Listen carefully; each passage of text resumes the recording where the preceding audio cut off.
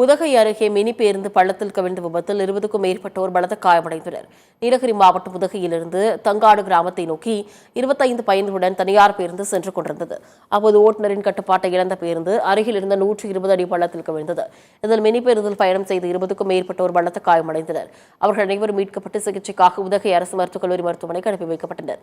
விபத்து குறித்து போலீசார் விசாரணை மேற்கொண்டு வருகின்றனர். ஸ்டேரிங் லாக் ஆயிருக்குன்னு சொல்கிறாங்க. அதில் ஏற்பட்ட இந்த ஆக்சிடெண்ட்டில் வண்டி கிட்டத்தட்ட ஒரு 150 அடிக்கு கீழே உருண்டுட்டு போயிடுச்சு. அந்த இதில் 35 பேர் இருந்திருக்காங்க.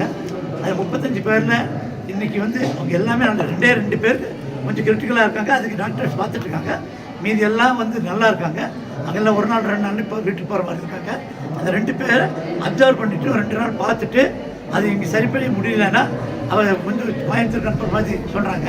ஒரு 2 பேர் தான் கொஞ்சம் சிக்கலாக இருந்து பார்த்து செஞ்சு சரி பண்ணிடுறாங்க.